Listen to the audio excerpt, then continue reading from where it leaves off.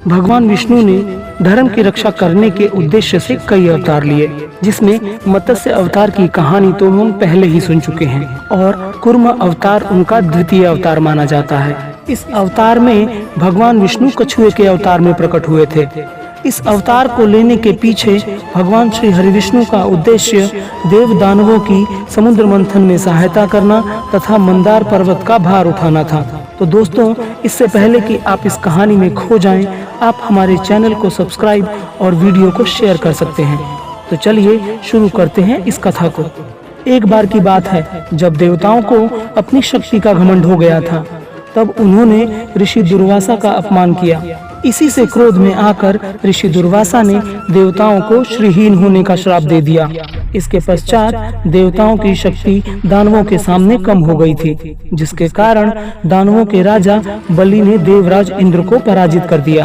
अब तीनों लोकों पर दानवों का राज हो गया था तथा चारों ओर अधर्म बढ़ने लगा था।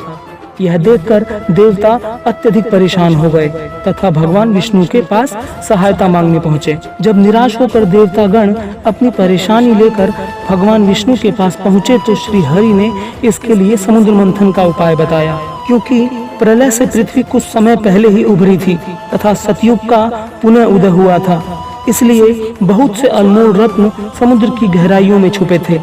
क्योंकि समुद्र को मथने का कार्य ना ही देवता अकेले कर सकते थे तथा ना ही दानव, इसलिए भगवान विष्णु ने इस कार्य के लिए देवताओं के साथ मिलकर समुद्र मंथन करने तथा उनमें से बहुमूल्य रत्न निकालने के लिए कहा। साथ ही भगवान विष्णु ने देवताओं को बताया कि इसमें से अमृत भी निकलेगा, जिससे देवता अमर हो जाएंगे। अमृत को पीने से देवताओं की शक्ति दानवों से अत्यधिक बढ़ जाएगी तथा उन्हें अपना राज सिंहासन पुनः प्राप्त होगा।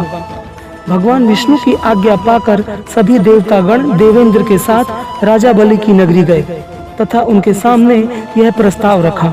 वैसे तो दैत्य गुरु शुक्राचार्य को देवताओं पर विश्वास नहीं था, लेकिन उन्हें उनका यह प्रस्ताव पसंद आया।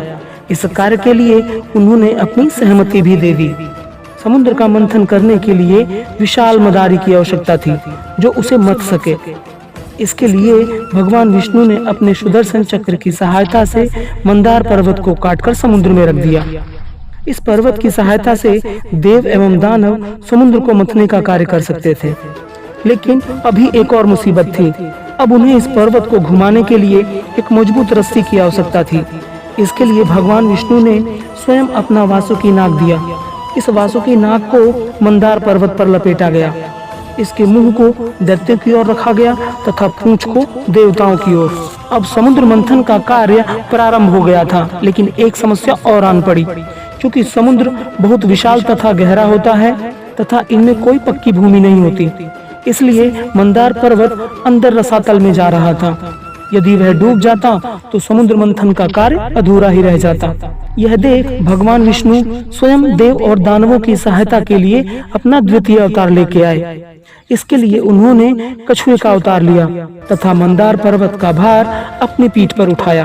क्योंकि कछुए की पीठ ठोस होती है, इसलिए मंदार पर्वत उस पर टिक सका। अब देव दानवों ने कई दिनों तक समुद्र मंथन किया। इसके पश्चात समुद्र मंथन से एक एक करके 14 रत्न प्राप्त हुए, जिसमें हलाहल, कामधेनु, माँ लक्ष्मी, ऐरावत हाथी, उच्च श्रेवा घोड़ा, कौस्तुभ मणि, कल्प वृक्ष, रंभा अप्सरा, वारुणी देवी, चंद्रमा, पारिजात, पांचजन्य, धन्वंतरी तथा अमृत प्राप्त हुए। जैसे ही अमृत प्राप्त हुआ, वैसे ही देव दानवों के बीच उसे प्राप्त करने के लिए भयानक युद्ध छिड़ गया। तब भगवान विष्णु ने अपना अंशा अवतार मोहिनी लेकर उस समय युद्ध को समाप्त किया तथा सृष्टि का उद्धार किया। भगवान विष्णु के कच्छप अवतार लेने के पीछे उनका माँ लक्ष्मी को प्राप्त करना उद्देश्य था। इसके अलावा महाप्रलय के पश्चात जो बहुमूल्य रत्न तथा औषधियाँ समुद्र की गहराइयों में चली गई थी, उन्हें प्राप्त करना आवश्यक था, क्योंकि उसी के द्वारा सृष्टि का कल्याण संभव था।